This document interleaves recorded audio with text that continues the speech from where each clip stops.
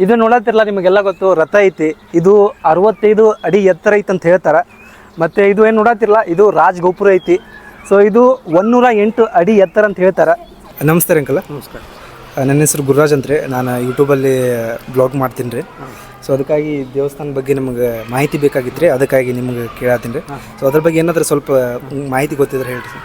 ದೇವರ ಮೂರ್ತಿಗಳನ್ನು ಗೋಡಿ ಮೇಲೆ ಯಾವ ರೀತಿ ಕೆತ್ತಿದ್ದಾರೆ ನೋಡ್ರಿ. ನಾನೇನು ಇದೀನಿಲ್ಲ, ಇವಾಗ ಹಿಂದ್ಗಡೆನ ನೋಡತ್ತಿರಲ್ಲ. ಸೊ ಇಲ್ಲಿ ಅನ್ನದಾಸೋಹ ಕೊಡ್ತಾರೆ ಗೈಸ್. ನಾನು ಹಿಂದ್ಗಡೆ ಇರೋ ಕನ್ಸ್ಟ್ರಕ್ಷನ್ ನೋಡತ್ತಿರಲ್ಲ, ಇದು ಏನಪ್ಪ ಅಂತಂದ್ರೆ. Hi guys, welcome back.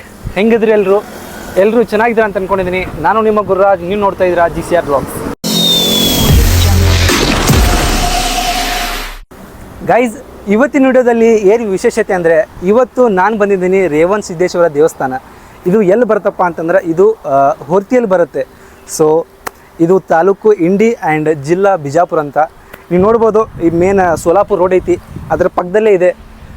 ಇಲ್ಲಿ ನಾನು ಮುಂಚೆ ಕೂಡ ಬಂದಿಲ್ಲ, ಇದು ನಾನು ಫಸ್ಟ್ ಟೈಮ್ ಬಂದಿದ್ದೀನಿ. ತುಂಬ ಹಳೆ ದೇವಸ್ಥಾನ ಅಂತ ಹೇಳ್ತಾರೆ. ಬರೀ ನೋಡೋಣ ಹೆಂಗೈತೆ ಅಂತ.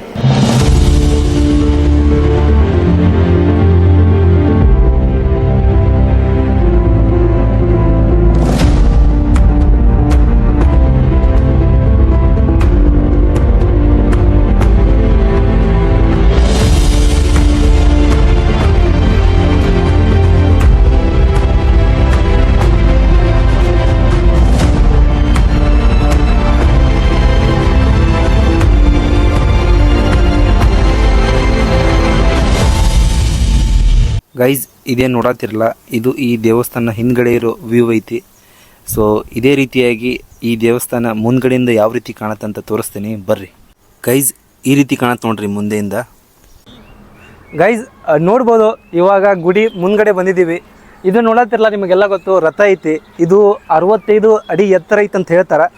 ಮತ್ತು ಇದು ಏನು ನೋಡತ್ತಿರಲ್ಲ, ಇದು ರಾಜಗೋಪುರ ಐತಿ. ಸೊ ಇದು 108 ಅಡಿ ಎತ್ತರ ಅಂತ ಹೇಳ್ತಾರೆ. ನೋಡ್ರಿ ಹೆಂಗೈತೆ ನೋಡೋಕೆ, ಮಸ್ತ್ ಐತೆ ನೋಡೋಕೆ. ಆ್ಯಂಡ್ ಅಲ್ಲೊಂದು ಹೊಸ ದೇವಸ್ಥಾನ ಐತ್ರಿ, ಅದೂ ಶ್ರೀ ರೇವಣ ಸಿದ್ದೇಶ್ವರದ ಐತಿ. ಇದು ರಥ ಏನು ನೋಡತ್ತಿರಲ್ಲ, ಈ ರಥ ಅಲ್ಲಿ ಒಯ್ತಾರೆ, ಅಲ್ಲಿ ಟಚ್ ಮಾಡಿಸ್ಕೊಂಡು ಇನ್ನೂ ವಾಪಸ್ ತೊಗೊಂಬರ್ತಾರೆ. ಇದು ಜಾತ್ರೆ ಇರ್ತೈತಲ್ಲ, ಸೊ ಅವಾಗ ರಥೋತ್ಸವ ಆಗ್ತೈತಿ. ಅದಕ್ಕಾಗಿ ಅಲ್ಲಿ ಟಚ್ ಮಾಡ್ಕೊಂಡು ಇಲ್ಲಿ ತೊಗೊಂಬರ್ತಾರೆ. ಸೊ ಇವು ಎಲ್ಲ ತೋರಿಸಿನಿ. ಇವಾಗ ಬರ್ರಿ, ಇವಾಗ ನಿಮಗೆ ಒಳಗಿನ ತೋರಿಸ್ತೀನಿ.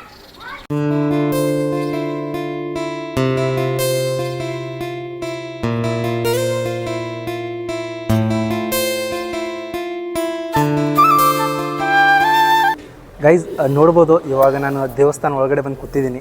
ಸೊ ಏನಪ್ಪ ಅಂತಂದ್ರೆ, ಇಲ್ಲಿ ಒಂದು ದೇವರ ಮೂರ್ತಿಗಳನ್ನು ಗೋಡಿ ಮೇಲೆ ಯಾವ ರೀತಿ ಕೆತ್ತಿದ್ದಾರೆ ನೋಡ್ರಿ.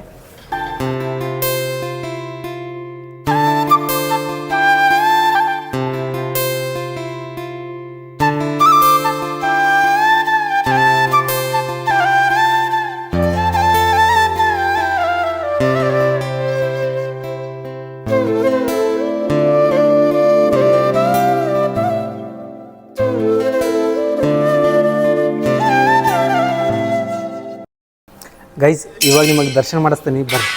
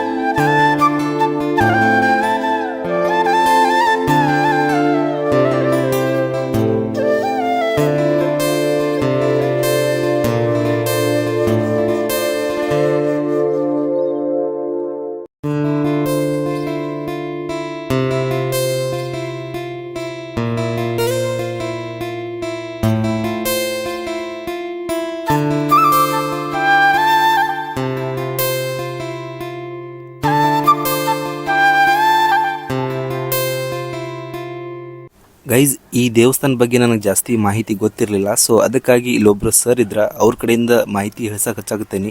ಬರ್ರಿ ಅವ್ರು ಏನಂತಾರ ಅಂತ ಲಕ್ಷ ಕೊಟ್ಟು ಕೇಳ್ರಿ. ನಮಸ್ತೆ ಅಂಕಲ್. ನಮಸ್ಕಾರ. ನನ್ನ ಹೆಸರು ಗುರುರಾಜ್ ಅಂತ್ರಿ. ನಾನು ಯೂಟ್ಯೂಬಲ್ಲಿ ಬ್ಲಾಗ್ ಮಾಡ್ತೀನಿ ರೀ. ಸೊ ಅದಕ್ಕಾಗಿ ದೇವಸ್ಥಾನ ಬಗ್ಗೆ ನಿಮಗೆ ಮಾಹಿತಿ ಬೇಕಾಗಿತ್ತು ರೀ, ಅದಕ್ಕಾಗಿ ನಿಮ್ಗೆ ಕೇಳತ್ತೀನಿ ರೀ. ಸೊ ಅದ್ರ ಬಗ್ಗೆ ಏನಾದರೂ ಸ್ವಲ್ಪ ಮಾಹಿತಿ ಗೊತ್ತಿದ್ರೆ ಹೇಳ್ರಿ ಸರ್. ಮೈಕ್ ಹಿಡಿದ್ರಿ, ಮಾತಾಡಿ. ಈ ಹೊರ್ತಿ ಗ್ರಾಮ ವಿಜಾಪುರ ಜಿಲ್ಲೆ ಇಂಡಿ ತಾಲೂಕಿನಲ್ಲಿ ಬರ್ತಕ್ಕಂಥ ಒಂದು ಆಧ್ಯಾತ್ಮಿಕ ಕ್ಷೇತ್ರ. ಈ ಕ್ಷೇತ್ರ ಅದು ಪ್ರಾಚೀನವಾಗಿರ್ತಕ್ಕಂಥ ಕ್ಷೇತ್ರಕ್ಕೆ ಸಿದ್ಧಪುರ ಎಂದು ಹೆಸರಿತ್ತು. ಸಿದ್ಧಪುರ ಅಂದರೆ ಇಲ್ಲಿ ಸಿದ್ಧರು ಅನೇಕರು ಯಜ್ಞ ಅಗಾದಿಗಳನ್ನು ಲೋಕ ಕಲ್ಯಾಣಕ್ಕಾಗಿ ಮಾಡುತ್ತಿದ್ದರು. ಅದಕ್ಕಾಗಿ ಇದಕ್ಕೆ ಸಿದ್ಧಪುರ ಅಂತ ಹೆಸರು ಬರ್ತಾಯಿತ್ತು. ಇಲ್ಲಿ ಆದಿಮಾಯಿ ಮಾಳಮ್ಮ ಒಬ್ಬಕ್ಕೆ ಈ ಸಿದ್ಧರನ್ನು ಬಹಳ ತೊಂದರೆ ಕೊಡುತ್ತಿದ್ದರಿಂದ ಆ ಸಿದ್ಧರ ಒಂದು ಮುಕ್ತಿಗಾಗಿ ಶ್ರೀ ರೇವಣ ಸಿದ್ಧರು 12ನೇ ಶತಮಾನದಲ್ಲಿ ಈ ಲೋಕ ಸಂಚಾರಗೈಯುತ್ತಿರುವಾಗ ಹೊರ್ತಿ ಗ್ರಾಮಕ್ಕೆ ಆಗಮಿಸಿ ಆ ಮಾಯಿ ಮಾಳಮ್ಮನ ಗರ್ವಹರಣವನ್ನು ಮಾಡಿ ಸಿದ್ಧರನ್ನು ಮುಕ್ತರನ್ನಾಗಿ ಮಾಡಿದರು. ಅದರಂತೆ ಈ ಹೊರ್ತಿ ಗ್ರಾಮ ಇಂದು ಸುಕ್ಷೇತ್ರವಾಗಿ ಅನೇಕ ಭಕ್ತರಿಗೆ ಒಂದು ಪುಣ್ಯಕ್ಷೇತ್ರವಾಗಿ ಮುಕ್ತಿ ಕ್ಷೇತ್ರವಾಗಿ ಬೆಳೆದಿದೆ. ಈ ಕ್ಷೇತ್ರದಲ್ಲಿ ಪ್ರತಿ ವರ್ಷ ಒಂದು ಚಟ್ಟಿ ಅಮಾವಾಸ್ಯದಿಂದ ಜಾತ್ರೆ ನಡೀತಾ ಇದೆ ಮತ್ತು ದೀಪಾವಳಿ ಅಮಾವಾಸ್ಯೆಯಿಂದ ಲಕ್ಷ ದೀಪೋತ್ಸವ ನಡೀತಾ ಇದೆ. ಹಾಗೂ ಶ್ರಾವಣ ಮಾಸದಲ್ಲಿ ಈ ತೇರಿನ ಉತ್ಸವ ನಡೀತಾ ಇದೆ. ಈ ಕ್ಷೇತ್ರದಲ್ಲಿ ಅನೇಕ ಭಕ್ತಾದಿಗಳು ತಮ್ಮ ಕಷ್ಟಗಳನ್ನೆಲ್ಲ ಪರಿಹಾರ ಮಾಡ್ತಾ ಇದ್ದಾರೆ. ಈ ಕ್ಷೇತ್ರ ಇಂದು 108 ಅಡಿ ಎತ್ತರದ ಒಂದು ರಾಜಗೋಪುರ ಹಾಗೂ 58 ಅಡಿ ಎತ್ತರದ ಒಂದು ತೇರು ಉತ್ಸವ ಮತ್ತು ಇಲ್ಲಿ ಸಾಮಾನ್ಯವಾಗಿ ಸುಮಾರು 10 ಕಲ್ಯಾಣ ಮಂಟಪ ಅಂದರೆ 10 ಏಕಕಾಲಕ್ಕೆ 10 ಜನರ ಒಂದು ಲಗ್ನವಾಗತಕ್ಕಂಥ ವ್ಯವಸ್ಥೆ ಕಲ್ಯಾಣ ಮಂಟಪ ಈ ಸಂಸ್ಥೆಯವರು ಮಾಡಿದ್ದಾರೆ. ಇಷ್ಟೇ ಅಲ್ಲ, ಈಗಿನ ಕಾಲದಲ್ಲಿ ಅಂದರೆ 136 ಅಡಿ ಎತ್ತರದ ಒಂದು ಶಿವಲಿಂಗವನ್ನು ಸ್ಥಾಪನೆ ಮಾಡುವಂಥ ಯೋಜನೆಯನ್ನು ಇಟ್ಟುಕೊಂಡಿದ್ದಾರೆ. ಅಷ್ಟೇ ಅಲ್ಲ, ಒಟ್ಟು 3 ಕೋಟಿ ಲಿಂಗಗಳನ್ನು ಸ್ಥಾಪನೆ ಮಾಡುವಂಥ ಉದ್ದೇಶ ಈ ಗ್ರಾಮದ್ದಾಗಿದೆ. ಈ ಗ್ರಾಮ ಇಂದು ಈ ಆಧ್ಯಾತ್ಮಿಕ ಕ್ಷೇತ್ರದಲ್ಲಿ ಬಹಳ ಪ್ರಸಿದ್ಧವಾದ ಕ್ಷೇತ್ರವಾಗಿದೆ. ಇವತ್ತು ಶೈಕ್ಷಣಿಕವಾಗಿ, ಧಾರ್ಮಿಕವಾಗಿ, ಸಾಂಸ್ಕೃತಿಕವಾಗಿ ಈ ಕ್ಷೇತ್ರ ಇಡೀ ಜಿಲ್ಲೆಯಲ್ಲೇ ಪ್ರಸಿದ್ಧವಾದ ಕ್ಷೇತ್ರವಾಗಿದೆ. ಮತ್ತು ಇದು ದೇವಸ್ಥಾನ ವ್ಯವಸ್ಥಾಪನೆ ಇದೆ.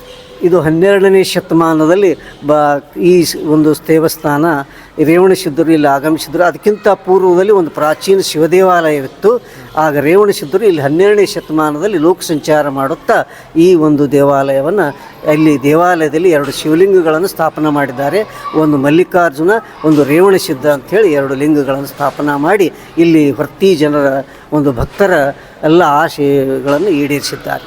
ಮತ್ತು ಏನಾದರೂ ಸೌಲಭ್ಯ ಐತೆ ಊಟ ಮಾಡೋಕ್ಕಾಗಲಿ ಬಂದಾರ ಇಲ್ಲಿ ಉಚಿತ ಪ್ರಸಾದ ನಿಲಯ ಅಂದರೆ ಭಕ್ತಾದಿಗಳಿಗೆಲ್ಲರಿಗೂ ಒಂದು ಪ್ರಸಾದ ವ್ಯವಸ್ಥೆಯನ್ನು ಮಾಡಿದ್ದಾರೆ.